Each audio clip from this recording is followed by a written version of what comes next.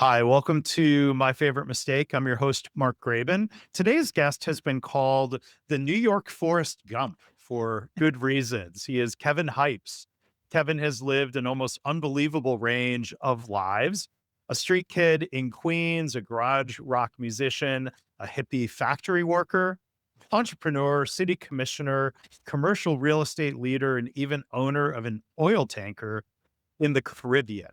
That's a long list. Before I tell you a little bit more about Kevin, welcome to the show. How are you? Thank you. I'm doing great, and I appreciate you having me on. And there's about five more categories, but I think what you said were the good ones. All right. Well, those may be woven into your story. We'll see. But Kevin, I think is a perfect fit for the show here because he's built companies, he's lost them, he's rebuilt them. He speaks candidly about all of this, and in addition, talks about navigating depression and a later in life bipolar diagnosis. Kevin's book, his memoir, it's called Book of Me. It distills all of these adventures into stories that are funny, raw, and packed with lessons about resilience, reinvention, and leadership. So, Kevin, I'm going to leave the Forrest Gump nickname as a teaser until later, but maybe it's part of your story. Let's dive right into the question at hand. What's your favorite mistake? Okay, well, I've made many mistakes. I've failed far more times than I've succeeded, but that's what I think success is all about: trying things and failing, and Mhm. learning and growing. But Yeah. I loved the title, "Your Favorite Mistake." I was attracted to that. And my favorite mistake is buying the oil tanker in the Mhm. Caribbean. Mm. Yeah. So I mean, gosh, what led to that? Of course, there's a long story and a shorter story, but I had a friend of mine I'm a real estate broker by trade. That's I Mhm. make my living in real estate. I'm a developer. I lease space and I do stuff like that. And I had a fellow broker who came up with a plan, and he said, "Listen, I'm putting together a group of folks, investors. We're going to buy an oil tanker in the Caribbean." I said, "Really?" And I said, "Why?" He said, "Because we're going to be rich." Yeah. And I got to tell you, it was a very reasonable plan. The performer was strong. He said, "Listen, I have a fella that I know is a good friend of mine. He used to be a mayor of an island off of Honduras, Mhm. Rotund, and he knows a fish packing plant owner who has a fleet of ships or fishing boats that go out and find crabs and lobster and stuff, and he packs them and they ship them to Miami." Huh. He said, "And the problem is because they're on an island." They have no way to get diesel fuel because they're on an island. And they've been getting diesel fuel from these little ships delivering maybe 20, 30,000 gallons at a time. And they're overpaying for it. It's not enough. Mhm. I said, "Okay. So what's the plan?" He goes, "We're going to buy an oil tanker, Uh-huh. 300,000 gallons, Mm. and we're going to flag it in Trinidad." And I said, "Well, why are we going to flag it in Trinidad?" He said, "Well, Trinidad happens to have the biggest refinery, oil refinery in the whole Caribbean. Mhm. And the way it stands in Trinidad, because they want to promote commerce, is if you flag your boat in Trinidad and you use Trinidadian guys on board as a crew, and you're going to use it for commerce, you're allowed to buy the diesel fuel at half price." Yeah, He that said, helps. Yeah. "So we can buy it for $1.50 a gallon, and we can sell it for 3 to 3.50 a gallon." He goes, "And between paying the crew and the cost to move the ship back to Honduras and back, about a 12-hour ride in the boat, it might cost us another 50 cents in fees." He said, "So we deliver 300,000 gallons and we can make $1.50 profit." He said, "Kevin, that's $450,000 profit per trip. And we Yeah. might be able to make 2 trips a month." And I'm like, Mhm. "Holy cow, that's almost $1 million a month. Yeah. Unbelievable, right?" So how could I resist? Of course, Mhm. I had to buy it. So I chipped in quite a bit of money, and some of my family members. I'm s- I'm still getting dirty looks at Mhm. Thanksgiving dinners over this one. We had about, I guess, about 10 guys that went in, but raised Yeah. almost $2 million. And we bought an old oil tanker, a single hull ship in Mobile, Alabama. It's just such a great story. It's the best story in my book, actually. Matter of fact, I'm now working with a group out in LA who wants to do a TV series and maybe even a movie with that particular chapter. That's how good it was. They loved Yeah. it, right? So Okay. Go ahead and ask questions. I can Yeah, fill you well, I in. mean, so there's I mean, I know there's more story Yeah. ahead, and we have time for the long version of the story, but I mean, it sounds like, the $2 million investment, $450,000 profit for trip, that would pay for itself very quickly. It sounds too good to be true, but I It think you're does. foreshadowing that it was not all it was meant to be. I mean, it was a solid pro forma, Yeah. and you own an asset. I mean, we bought the ship, old ship, 30-year-old vessel for $500,000. And we spent about 200,000 fixing it up, which was a single hull ship. To buy a double hull ship, it would cost $5 million or more, even a Yeah. used one. And you can't take a single hull ship and to an American port. Yeah. You can't in the Caribbean because that's like the Wild West. Yeah. So we got it cheap. We fixed it up. So it all made sense because we have this asset by the time we fixed it up, it was probably worth $700,000, $800,000, maybe more. So we had an asset to protect the majority of the money.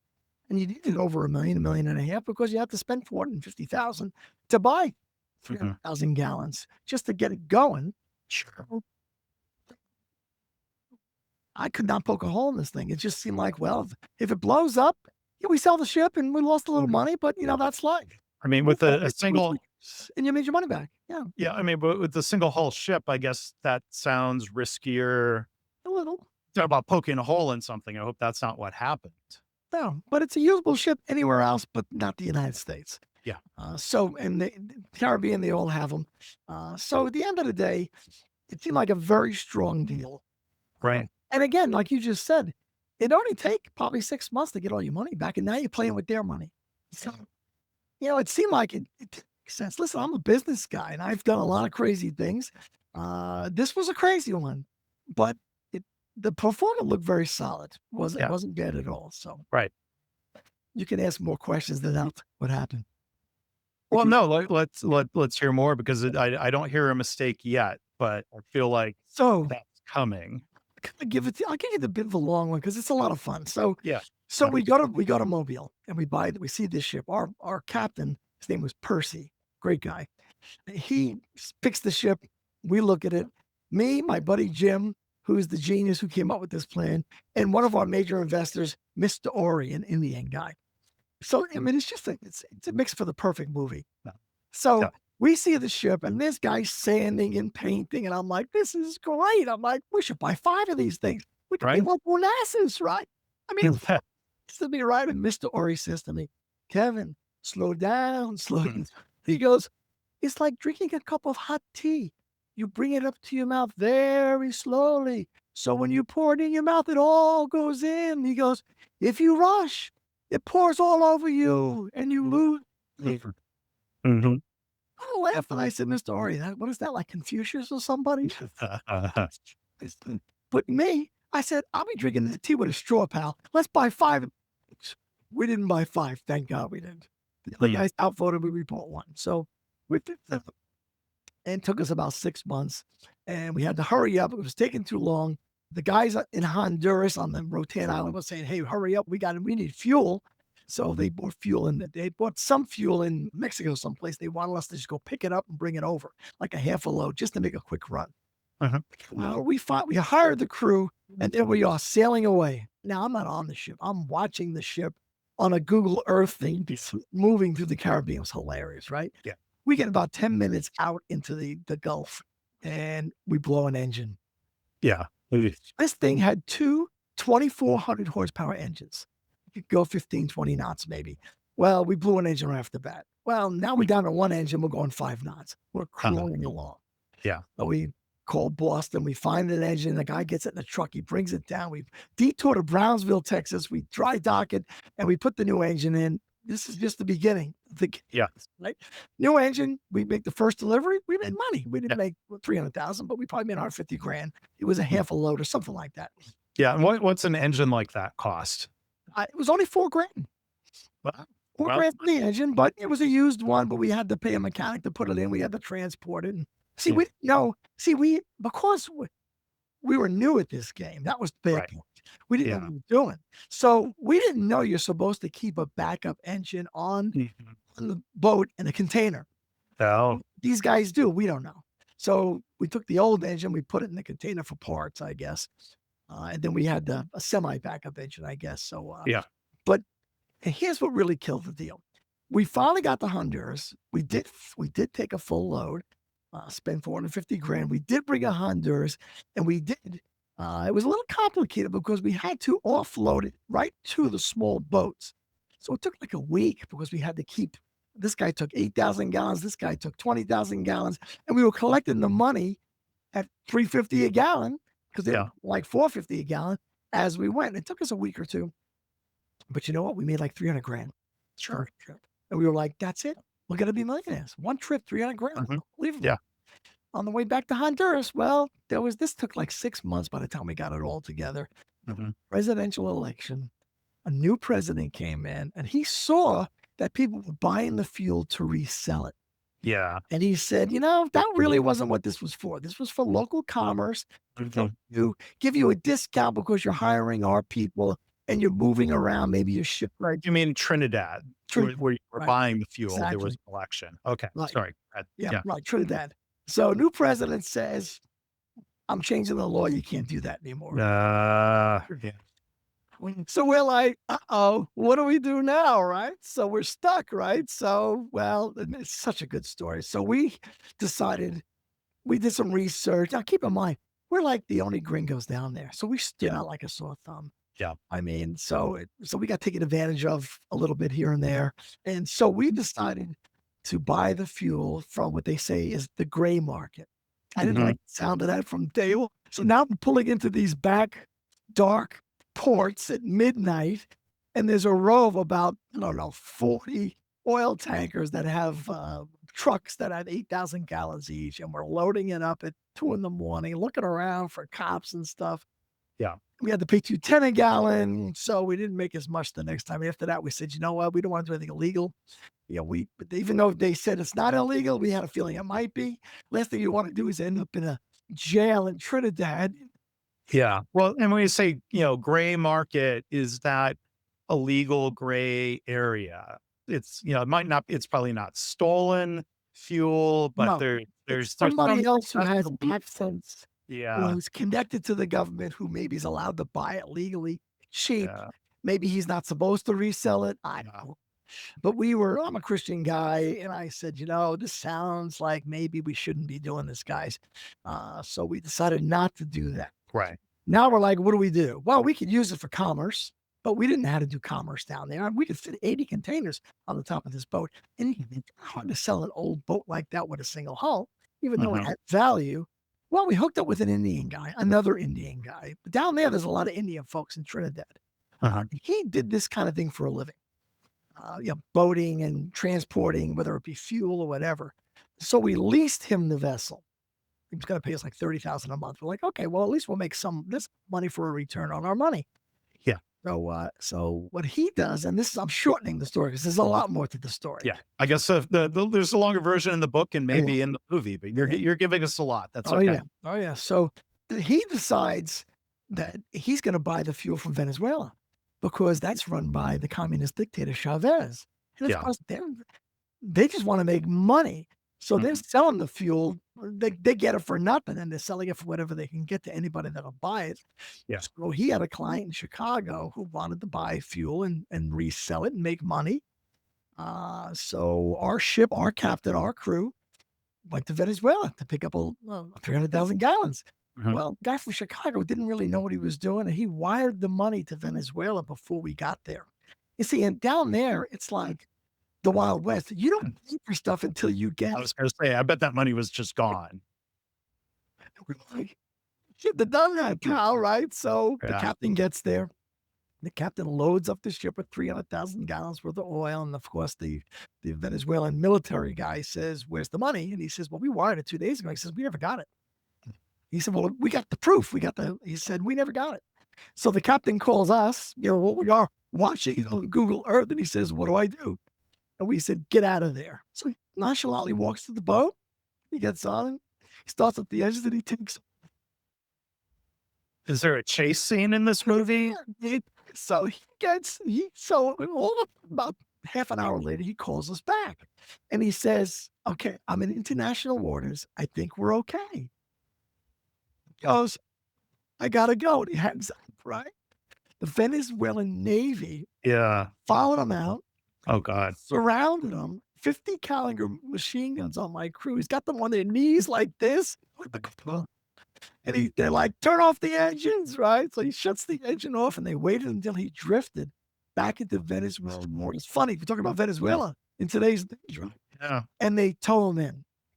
Yeah. It took 6 months and about 8 bags of money and small bills to Yeah. bribe everybody up the ladder to get our ship out of there. What about the people? Were they being held prisoner? Yeah, they held them all. Yeah. They held the ship and the crew Wow. until we paid. It cost us about 80 grand and we got the ship out. It took 6 months, 80 grand to get the ship out of there. Yeah. After we got it out, we said, we're done. And we sold it to the guy that leased it from us Yeah. because we didn't want it. We don't want the lease anymore. You just said we sold it to him for $1.4 million Oh, because it was a pretty valuable ship. We fixed it up really nice. okay. He made about 3 payments and then the ship disappeared and they kind of, how do you track? It was like, it's a great asset, but but it moves. Yeah. I guess they turn off the tracking that allows you to see it on We found it about 2 years later in um, Guyana, docked in some port back, on a river someplace. And the yeah. docking fees, it was behind about $300,000 in docking fees. It's $500 a day to dock a ship like that anywhere, and about 200,000 in back crew wages. Yeah. And we just said, you know what? Keep it. We're done.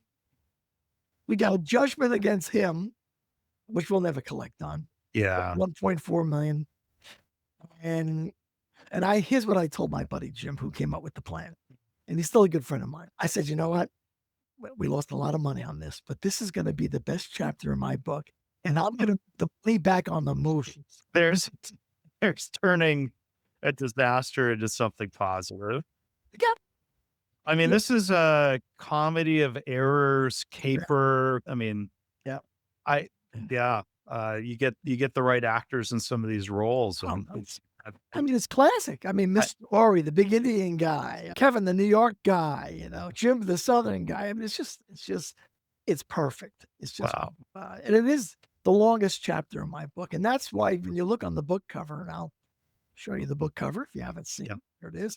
You see yeah, the oil Book of tank. Me, There's the oil tanker. yeah, The tagline is, it's Book of Me, the life and times of Kevin Hypes, the New York Forrest Gump. And the tagline on the bottom says, Forrest owned a shrimp boat, but I owned an oil tanker, and all my yeah, stories are true.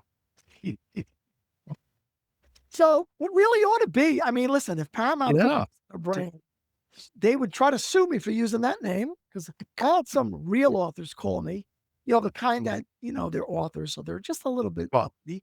And they said, you can't use that name. there's a risk of trademark or copyright issue. They said, you can't use that. I said, I know I can't use it. I said, I'm hoping they sue me. That's how I'm going to get them to the table to do the movie. And they all said, that's actually a pretty good idea. Well, I mean, I hope that doesn't turn out to be another mistake we could talk about in another episode. We'll see I've how already this got to figure it plays out. out. Listen, I've done a lot of research on this. They've Yeah, tried to do a sequel for Forrest Gump. It can't be done. It's such a good movie. It's such a unique movie. It's not even a true story, no, but it's a great movie. You can't do a sequel. Oh, yes, you can. If you make it about a New York guy, a kid, mm, and so a pigeon flies over the street in Queens and drops a feather. I mean, think about it. It just makes sense. You can't do it any other way. So I guarantee they should they should do it, and they should take my book and use my stories because I got 70 stories in this book from yeah, 5 years old to 70, and I'm actually going to be 71 next week. wow.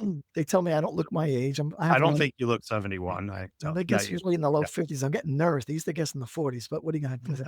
It's the gray hair, I guess. But Well, I've got more gray hair than you do, and I'm 20 years younger. well, I've lived a very interesting life, and listen, I'm a very positive guy. You have to be, Yeah. and I've been through a lot. But you know what? That it's real life experiences that really kind of makes you an interesting guy.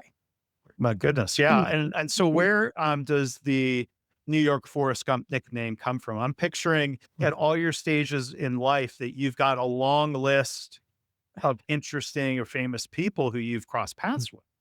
Well, there is some. And I can't say there's a long list, but Mhm. there's enough that I felt it worked. First of all, I just thought a New York Forrest Gump sequel just made sense because that's the best way to redo that movie is to Yeah. make it so different but so the same.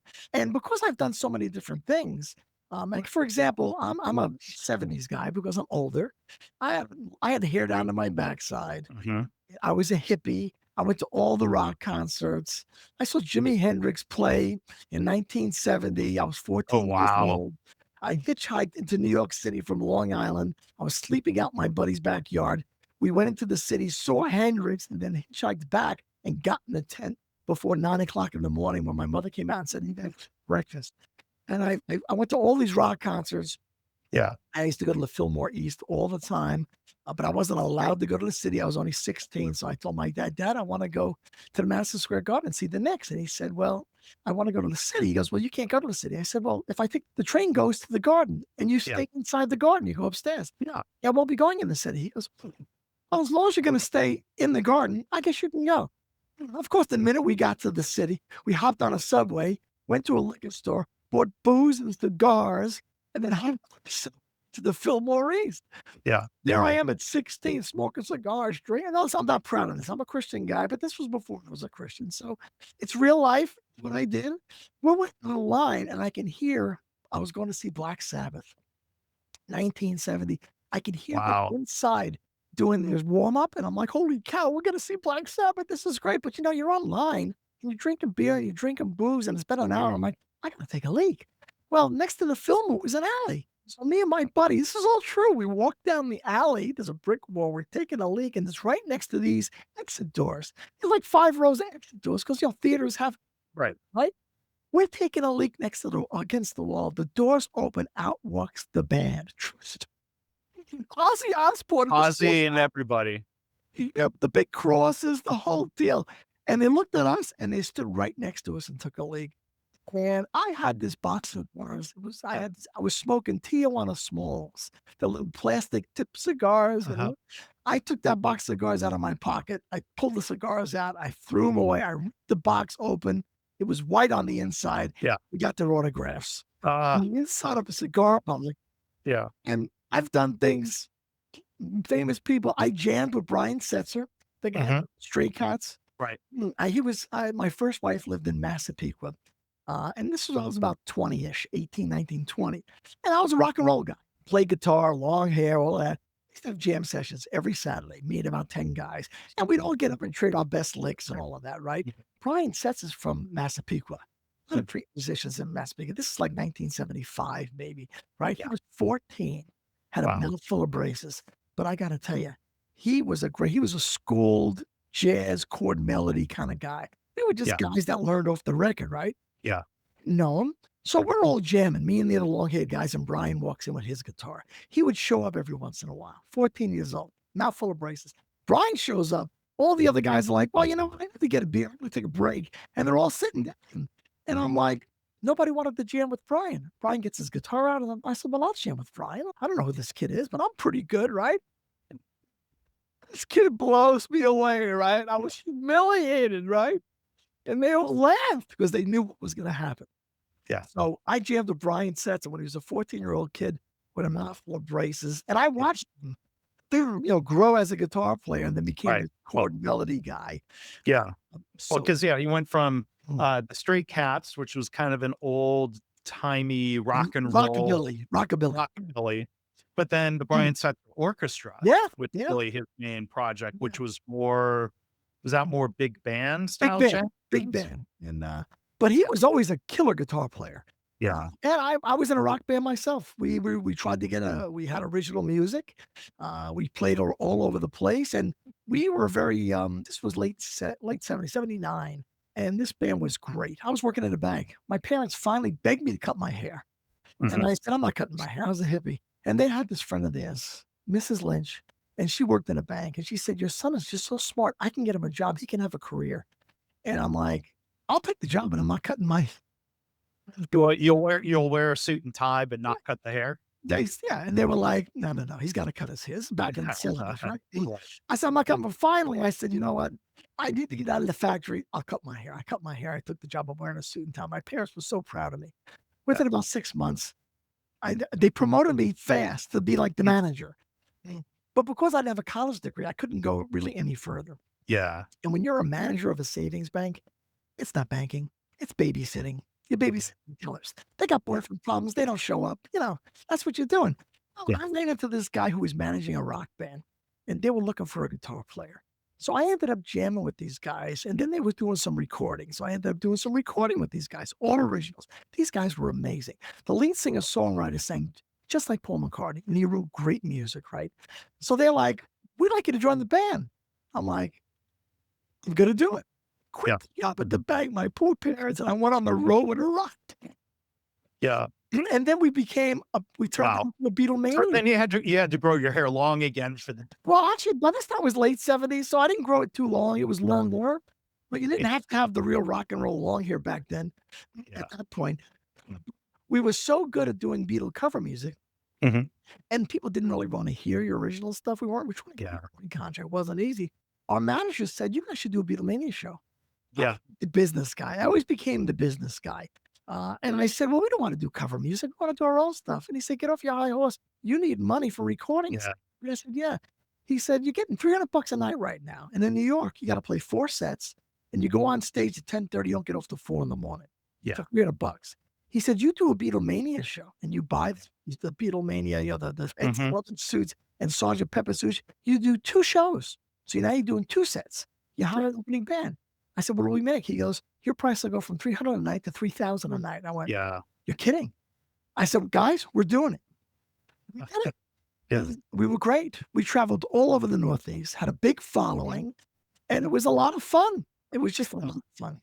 Now with that, was that officially licensed through the Beatles or their record No, company? No. we used the name The Mystery Tour is the Okay. name we used. Yeah. And we did get a letter from somebody, which we ignored.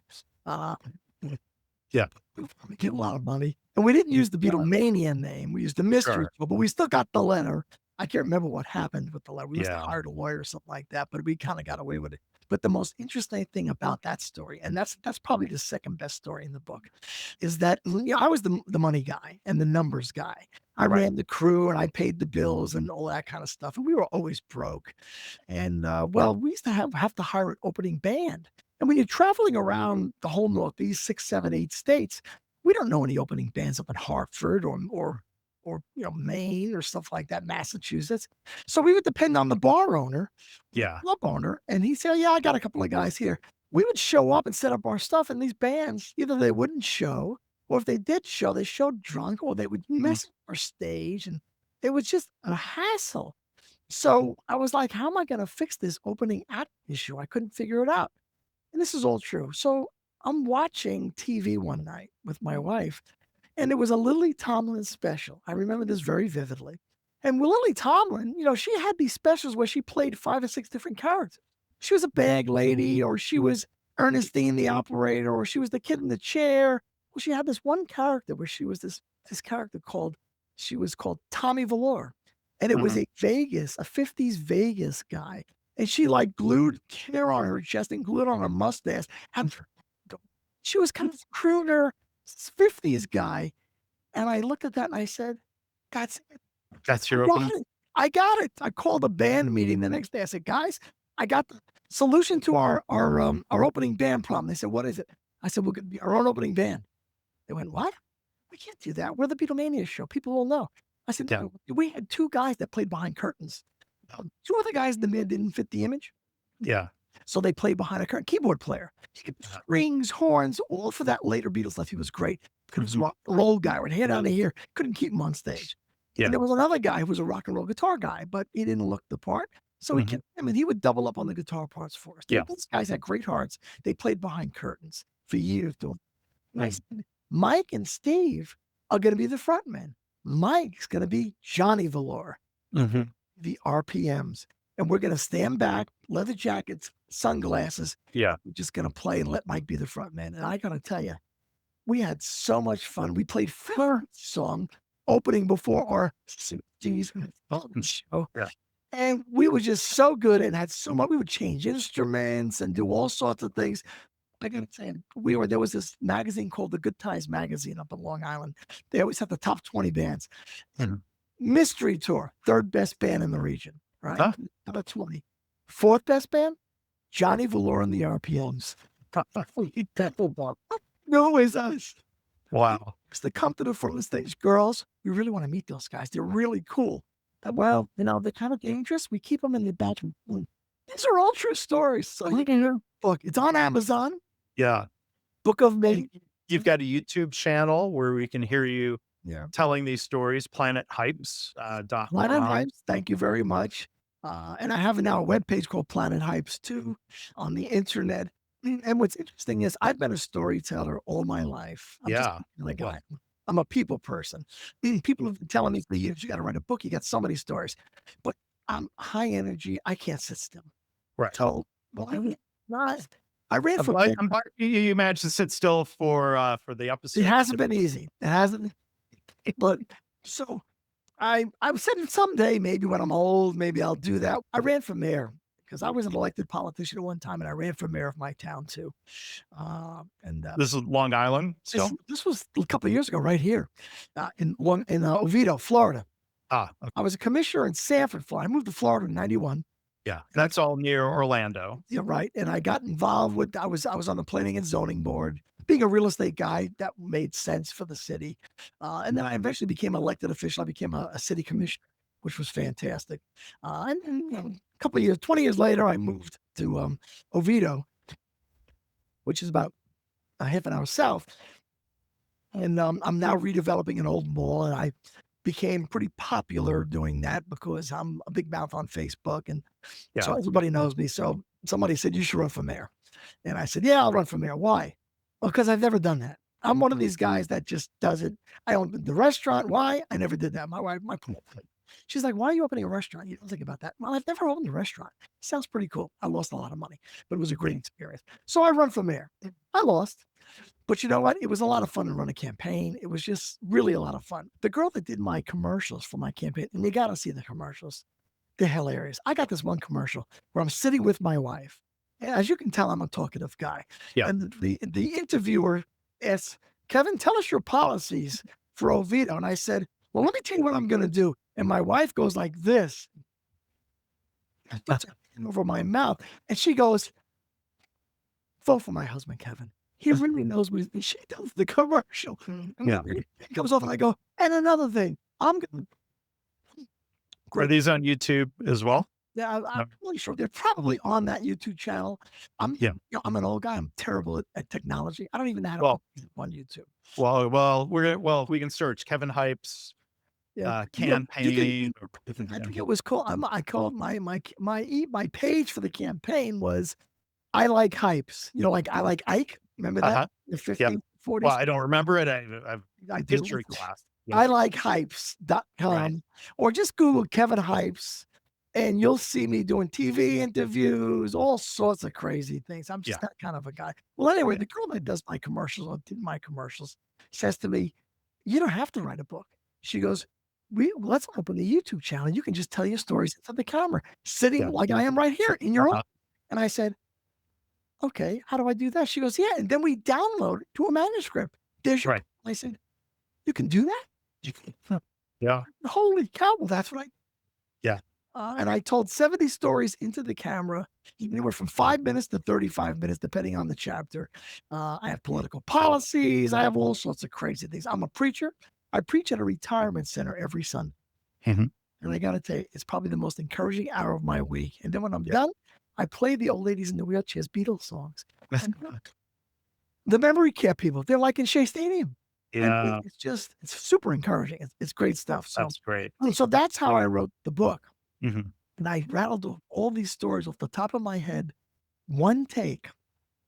The only time the girl interrupted the tape is when I said something politically incorrect. I'm a 70s guy. I would say, I hurt my knees. The doctor wouldn't let me join football. He wanted me to ride the retard bus to school. I said, there's no way I'm doing that. I watched the video. I'm like, where's the comment about the retard bus? She goes, you can say that. Yeah. Don't say that. Me too. That's what we said. And I didn't call anybody a retard. I called the bus a retard. So she took it out. Anyway. Yeah. Good. That's a I mistake. get it. I I can't. guess, during In the 60s, that's the way. I said, listen, I was 25. back in the 60s.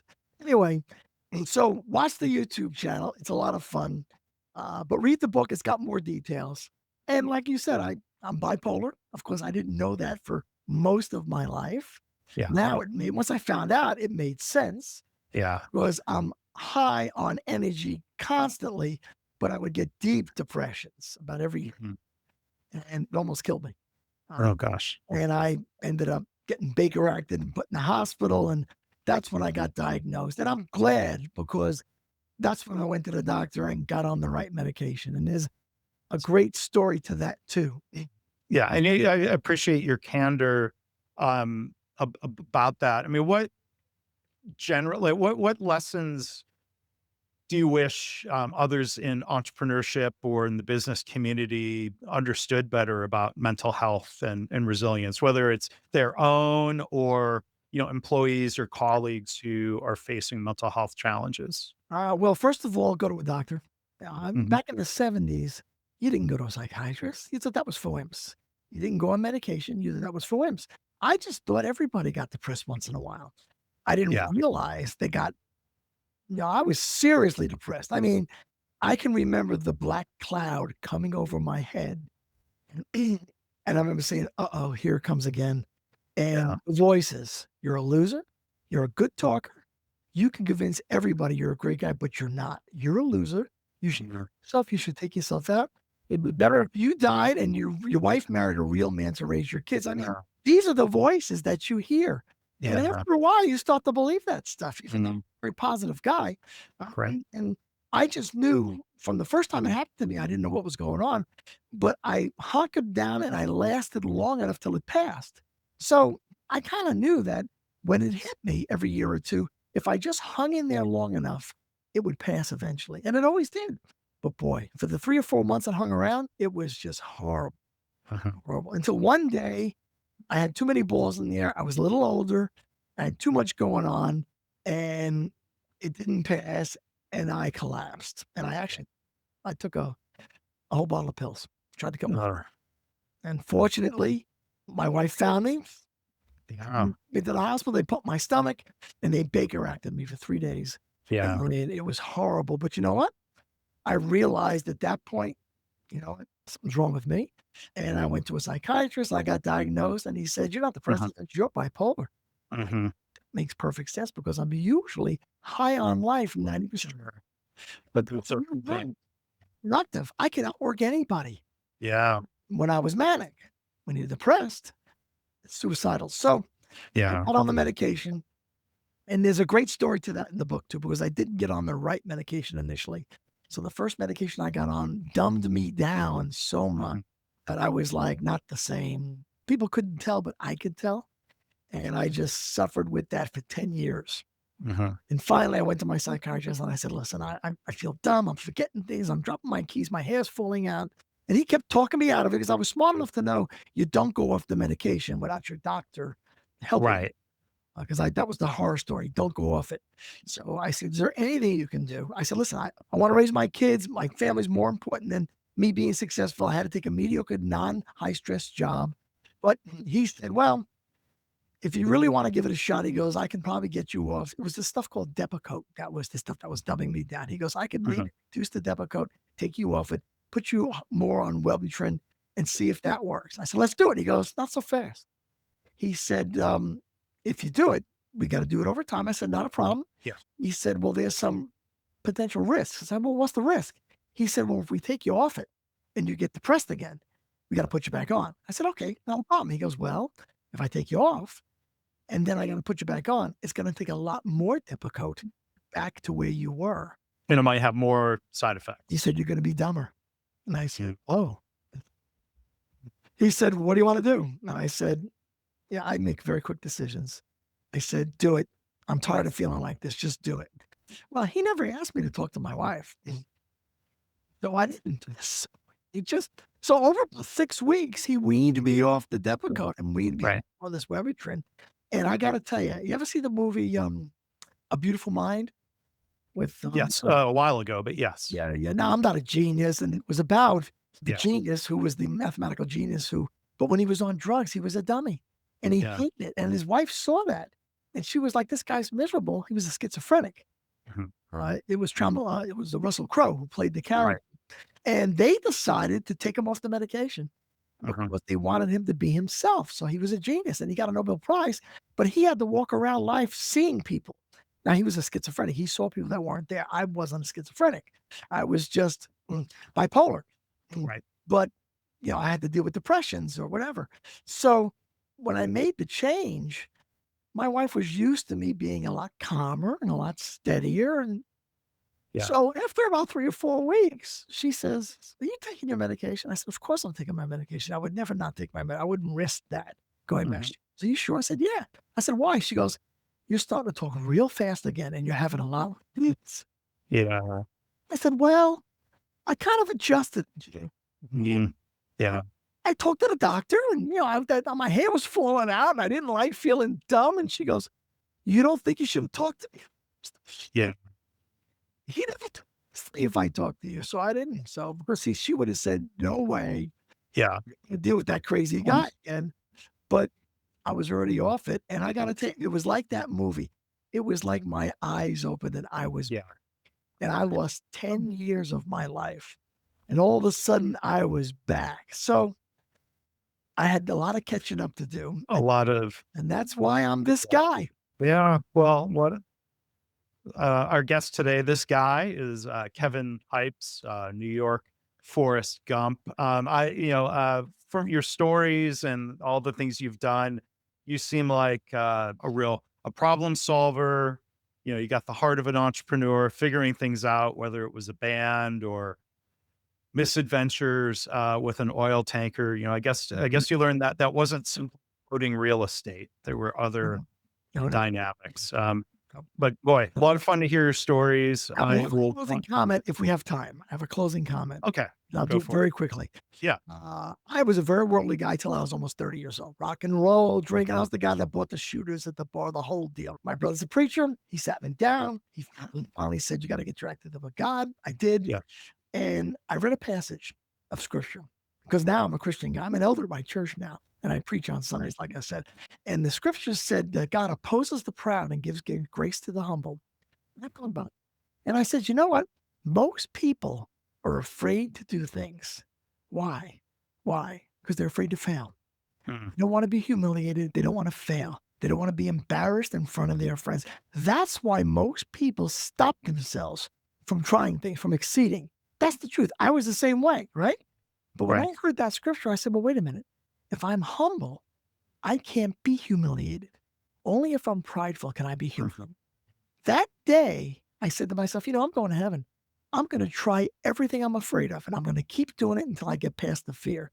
That's been my mantra. Life's about the journey. And I Yeah. tried everything I was afraid of, and that's how I turned into the New York Forrest Gump. Yeah. Do everything you're afraid of. No, that's I appreciate you sharing those reflections, and that's inspiring. So again, Kevin Hipes, our guest today. Check out his website, planethypes.com. Look for links in the show notes. The book is Book of Me. And I'm going to sign up. I assume you have an email list, or I want to hear the updates over time of what happens with Oh, yeah. the book project. Or I'm sure there'll be updates on Working on the the screenplay right now. I just got the first episode in last week. Oh, wow. Kevin, this has been great fun. Thank you for sharing your stories Thank and your you. lessons learned. And like I said at the beginning, I knew you were the right guy in the right place for this show. So thanks again. That turned out to be true. Thank you very much. And if you want me on again, I mean, I've got about 40 mistakes that are all great mistakes. Just let me know. Yeah. Well, we want everyone to read about them in the book too. So please check it out. But again, Kevin Hipes, thanks a lot. Thanks.